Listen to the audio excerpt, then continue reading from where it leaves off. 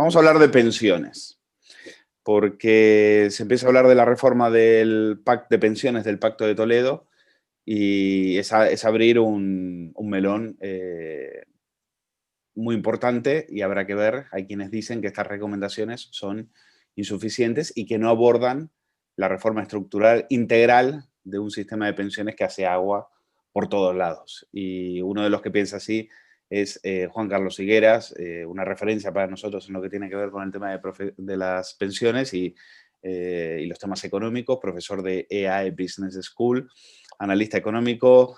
Juan Carlos Higueras, profesor, ¿qué tal está? Muy bien, buenos días.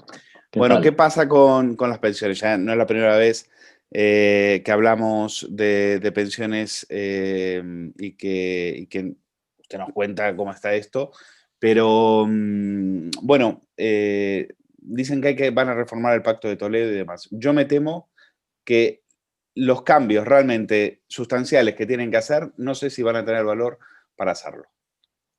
Bueno, pues a la vista de las propuestas que han salido del Pacto de Toledo, pues es evidente que nadie se atreve a hacer los cambios que hay que hacer en profundidad del sistema. De un sistema que efectivamente hace aguas, es insostenible, pero claro, si se niega la mayor y se dice que no hay que reformar nada, es que de entrada lo que se ha rechazado es hacer una reforma estructural y en profundidad del sistema. Entonces, si partimos de esa base, pues ya cerramos el Pacto de Toledo y nos vamos, ¿no?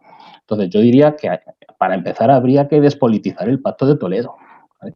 ¿Por qué? Porque si no lo despolitizas, las propuestas que salen, como acabamos de ver, pues están muy condicionadas por las elecciones, por el rédito electoral positivo o negativo que puede tener los partidos que estén a favor o en contra de tomar decisiones que van a ser duras y que lógicamente pues ponen en juego muchos millones de votos, porque hay muchos millones de pensionistas, ¿no?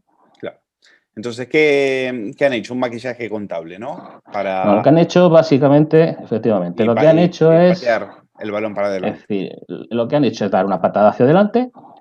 Curiosamente, algunas de las propuestas se dicen que se van a acometer a partir del año 2023. A lo mejor es que yo soy mal pensado, pero no sé si coincide con el año de elecciones, ¿no? Pero bueno, en cualquier caso, cuando hablamos de reforma... Que es, profesor. Sí, Qué mal sí, es que a pensado que veces... es usted, ¿eh? Claro. ¿Cómo va a creer que porque es un año de elecciones se van a poner a trabajar en esto? Sí, claro. A ver, en general, cuando hablamos de reformas, es decir, si yo quiero reformar mi casa, todos pensamos en que la voy a poner más bonita, mejor, más moderna, etcétera. Pero cuando hablamos de pensiones, reforma significa recortes. Pero en España y en cualquier país del mundo. ¿De acuerdo? Es decir, las pensiones siempre van a sufrir recortes. ¿Qué ocurre? Que esos recortes no se ven tan evidentes. ¿Por qué? Porque se disimulan. ¿Y cómo se disimulan los recortes de las pensiones? Pues alargando la vida laboral, por ejemplo, o teniendo en cuenta que las bases de cotización cada vez son mayores en la medida que los salarios suben. Pero la realidad es que si tomamos las prestaciones que se dan ahora y las contribuciones que se hacen en el pasado, esa relación va a disminuir en el futuro. Entonces, yo creo que han perdido una oportunidad de oro para hacer esa reforma que hay que hacer en serio, porque el sistema no es sostenible. El que diga que el sistema es sostenible, que hay muchos que están diciendo que sí, que el sistema es sostenible, que esto va a reforzarlo, y lo único que está haciendo es poner un paño caliente en el sistema. El sistema no es sostenible porque llevamos 11 años y contamos con un déficit acumulado de la Seguridad Social de casi 160.000 millones, con una deuda de la Seguridad Social que va a alcanzar los 90.000 millones este año. Es decir, es que si alguien dice que eso es sostenible, pero claro, ahora viene la medida estrella.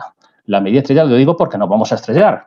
La medida estrella es, vamos a coger y vamos a solucionar esto, pero vamos, como por arte de magia. ¿Vale? Vamos a jugar a los trileros. A ver, abuelito, ¿dónde está la bolita? ¿Dónde está la bolita del déficit? Mírala, a ver si la encuentras, ¿no? O sea, es que esto, de verdad, es que parece de niño pequeño, ¿eh? Porque yo me imagino que llega, me voy a poner un ejemplo un poco, llega mi mujer y me dice, Juan Carlos, que este mes, con lo que hemos ganado, no tenemos para pagar todas las facturas. Y entonces llego yo y le digo, me pongo en modo escribá. Y entonces yo llego y le digo, mira, no te preocupes, tú si es que tú de contabilidad no sabes, tú déjame a mí, a ver, ¿cuánto nos falta? Bueno, pues nos falta, no sé, vamos a poner ejemplo, 2.500 euros. Pues déjame bien esas facturas, 2.500 euros, dámelas. Las voy a guardar en otro cajón, ¿ves? Ya no tienes problemas. Y así un mes y otro y otro y otro. ¿Qué es eso? Pues una bola de nieve. Una bola de nieve es una forma, vamos a decir, políticamente correcta de decir, nah, Yo lo voy a quitar de la seguridad social, la voy a dejar limpita, pero la mugre la voy a dejar debajo de la alfombra. Ya vendrá otro, cuando haya mucha mugre, ya serán otros los que tengan que hacer ese tipo de reformas. Eso no puede ser. Claro, vamos a ponernos en situación porque ha habido reformas. En Europa hay países que han hecho reformas en el tema de las pensiones y como usted decía, aquí reformas implican recortes e implican menos generosidad por parte del Estado y asumir una realidad que es la que es decir, no estamos en 1950, la base de personas que cotizan es muy pequeña teniendo en cuenta la esperanza de vida que hay de la gente, es decir, que no hay dinero para todos. Suecia, Italia, Noruega, Francia pusieron en práctica recortes en las pensiones, asumieron, es decir, la realidad y nosotros me parece que elegimos otro camino, ¿no? Nosotros elegimos una vía más griega, es decir, no hacer reformas sustanciales, patear para adelante, ocultar la realidad, fiarlo todo como dice Domingo Sereno en Libertad Digital, a un color rosa, a que el futuro va a ser color de rosa, aunque no le gusta a Irene Montero, y que el mercado laboral irá mejorando. Y por supuesto, todavía hay gente, que eso es lo que a mí me parece increíble, todavía hay gente que dice, no, es que nos faltan inmigrantes. O sea, con una tasa, con un paro del 17%, hay gente que cree que la solución son que vengan más inmigrantes a cotizar en el mercado laboral. Profesor, son muchas preguntas, no sé por dónde quiere Bueno, pues empezar. por la última podemos empezar. A ver, efectivamente, en Europa en general, ¿no? En los países avanzados, pero sobre todo en Europa y en España en particular, el invierno demográfico por el que pasamos y vamos a seguir pasando, pues es terrible, ¿no? La pirámide de la población, pues dentro de unos años se va a llamar la peonza poblacional, porque va a tener forma de peonza. ¿Vale? De hecho, ahora tiene forma de rombo. Dentro de 5 años empiezan a incorporarse al mercado el tsunami de jubilados de los baby boomers, que, pues, por recordar un poco, nacían más de 600.000 niños en aquellos tiempos, los años 60. No es que sean 600.000, pero van a incorporarse muchísimos con base reguladora y contribuciones también mucho más elevadas. Y todo eso en una España donde tenemos tasas de paro elevadísimas, muy elevadas, con una productividad de las más bajas de Europa, ¿vale? De las más bajas, y sin productividad no crece la economía, no crecen los salarios y, por tanto, no crecen las contribuciones que luego están asociadas, entre comillas, porque ahora hablaremos de ese tema también, a las pensiones, ¿no?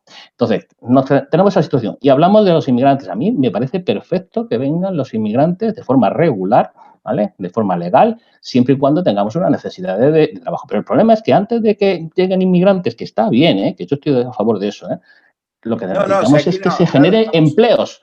estamos todos de acuerdo en que si vienen Claro, inmigrantes, y se lo dice un inmigrante, si viene un inmigrante a trabajar en condiciones legales y tal, pues ¿cómo uno se va a oponer a eso? Lo que pregunto es que hay mucha gente que cree que hacen falta millones de inmigrantes para pagar las pensiones. Por eso muchos despectivamente les llaman pagapensiones. Pero es que es verdad, es que hay muchos que creen que todos los que vienen ahora van a pagar las pensiones en el futuro. Y hay que asumir la realidad. No va a ser. y no van a pagar, es que no van a pagar. Es que por eso decía, porque una de las recomendaciones del Pacto de Toledo, dentro de ese mundo de Yuppie, de buenos deseos, de lista de los deseos, que en el fondo pues, son buenas intenciones de las que yo digo que está empedrado el infierno, bueno, está precisamente favorecer la integración de los inmigrantes, reducir la brecha de género. Claro, ¿quién no quiere eso? Todos queremos eso. La clave está en, podemos hacer ese tipo de cosas. Primero, necesitamos crear puestos de trabajo. Primero, no tenemos puestos de trabajo, tenemos una tasa de paro estructural que no baja de determinados valores y que además es de las más altas de Europa, quitando Grecia, la más alta. Y luego lo que tenemos también son trabajos de poco valor añadido, es decir, trabajos que no permiten crear mucho más y que crezca más rápidamente la economía y tener salarios más altos. Entonces, si primero creamos puestos de empleo y esos puestos de empleo son de valor añadido, que venga el que tenga que venir, es decir, y que contribuya, perfecto. Pero claro, primero solucionamos ese problema estructural de la economía, ¿no? Y lo digo por eso, porque en general, pues parece como que vamos a resolver el tema demográfico, pues trayendo flujo de inmigración, claro, siempre y cuando tengas oferta de empleo, no lo que tenemos en España, ¿no? Y son problemas que nadie resuelve. Es decir, al final se queda en pues, buenas intenciones, ya iremos viendo si acaso cómo lo hacemos, pero bueno, que se quede ahí. Yo creo que lo que se ha hecho es una farsa. Es decir, ¿Qué va a bueno, pasar, profesor? Vamos a asumir una deuda. Bueno, usted calcula que la deuda de la seguridad social con el Estado en materia de pensiones va a ser de 90.000 millones de euros en 2020, ¿verdad? Sí, sí. Bueno, ahora mismo están, si no recuerdo mal, unos 72.000. Y 72.000 como millones. falta la paga extraordinaria de diciembre, que normalmente es la que también hace más agujero al sistema, pues podría llegar a los 90.000 millones. ¿De Pero dónde vamos, que ya sale llegados... en este momento, con con un desempleo disparado? Me imagino que no hay una base de cotización para que esos pensionistas cobren las pensiones. ¿De dónde está saliendo ese dinero? ¿Qué está haciendo Pues España para conseguir ese dinero? Pues evidentemente la Seguridad Social se lo pide prestado al Estado y el Estado lo que hace es aumentar el stock de deuda pública. Esta es otra de las, vamos a decir, mentiras, o no mentiras, no verdades que se están diciendo. Es decir, bueno, si me llevo los gastos impropios, que eso también está por discutir, que son los gastos impropios de la Seguridad Social, porque si me dices que metemos los gastos de lanzamiento de cohetes de la NASA o de las embajadas, pues vale.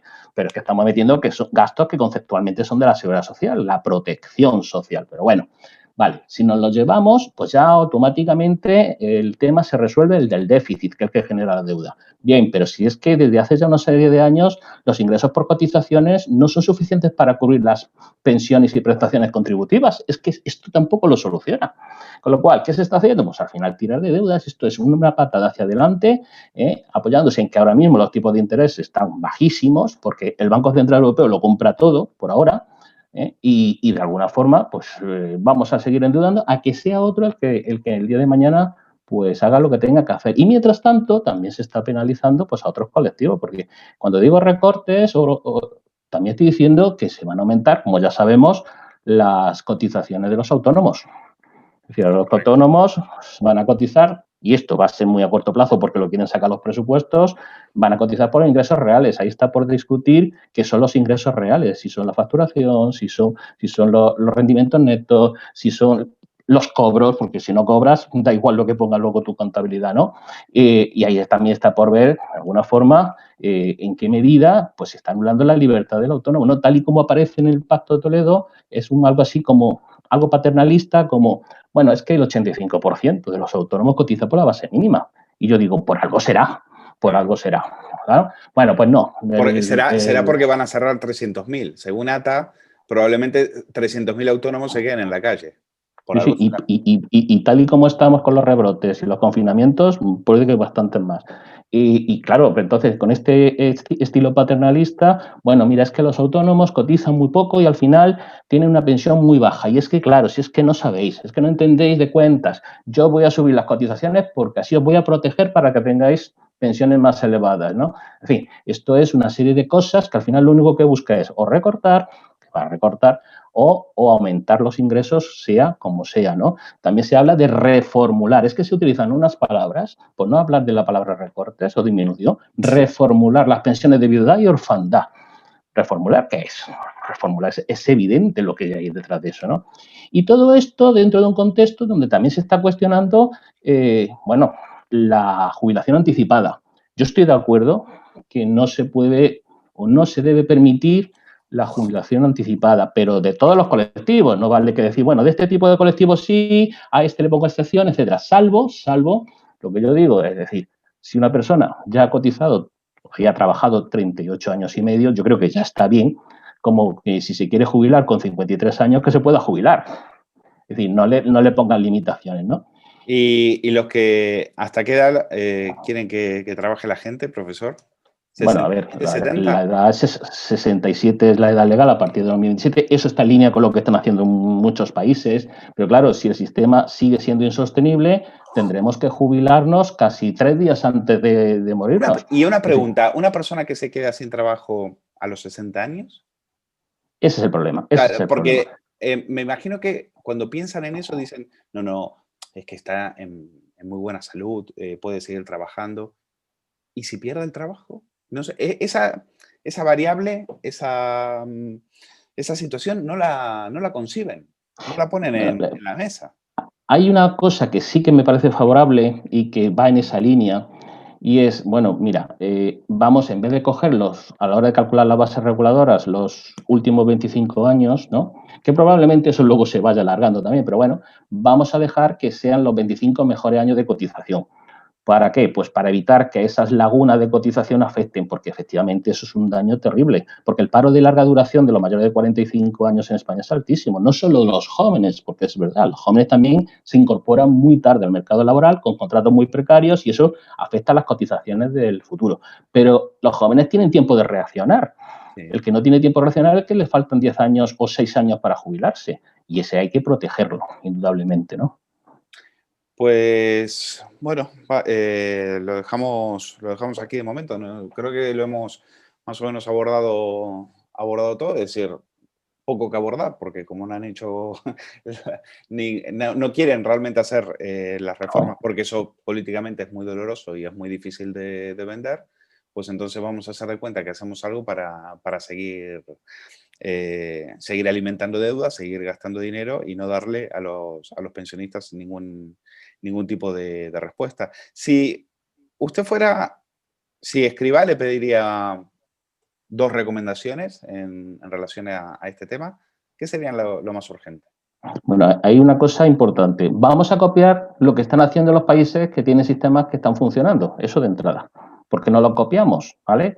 Y segundo, ¿qué haría? Pues lógicamente lo que están haciendo esos países, ¿no? Es decir, y esto va en la línea, ¿no? Apoyarnos en fuentes de financiación de las pensiones de diferentes tipos. Es decir, una pensión que venga de lo público junto con lo privado, que por ahí ya se apunta, ¿eh? Se está apuntando con el tema de los planes de pensiones ocupacionales, ¿no? De empresa, que también se habla en el pacto. El problema es quién va a gestionar esos planes y en qué medida quién va a financiarlo, porque financiarlo no lo dicen, pero claro, es que los empresarios ya no pueden contribuir mucho más y los trabajadores, las contribuciones en España son de las más altas de la OCDE. Entonces, yo lo que le diría es, vamos a ver cómo reformulamos esto con un sistema mixto, con varias fuentes, potenciando también el ahorro previsional desde que tienes 24, 25, desde que te incorporas como joven al mercado laboral, ¿no? Porque esa cultura de ahorro previsional no existe en España, no pensamos. Y eso es lo que yo le diría, vamos a fomentar esto con incentivos fiscales, pero aquí hablar de incentivos fiscales es que vamos en dirección contraria con el resto de Europa. Claro, no, aquí incentivos nada. Aquí el único incentivo es pagar. Pagar y pagar. Aquí se incentiva a pagar, no a dejar no a bajar los impuestos, que es lo que sería lo que está haciendo Europa en este caso. Nosotros Lo que habría... nos equiparamos a Europa siempre Sí. dice la clase política para aumentar los impuestos, dice, no, es que en Europa se paga menos tal, entonces tenemos que ir en sintonía con Europa. Ahora, Los cuando se países supone, nórdicos, claro, que se claro, ponen como ejemplo, pues fíjate en los países, fíjate en Suecia, ¿vale? Para claro. estas cosas, nos fijamos para lo que interesa, ¿no? Nos Entonces, firmamos para lo que vamos nos a interesa. intentar cambiarlo porque es que esto, si no, los próximos 30 años, lo que yo digo es que las jubilaciones nuestras, las nuestras, las van a terminar pagando los nietos de nuestros nietos, Exacto. porque la bola de deuda que se va ahí acumulando la van a tener que pagar ellos. Y esto es Eso. un problema grave y Si no les triste, ¿eh? Y explota triste antes. porque... Si no les explota antes. Profesor Juan Carlos Higuera de EA Business School, gracias por estar con nosotros una vez más. Muy,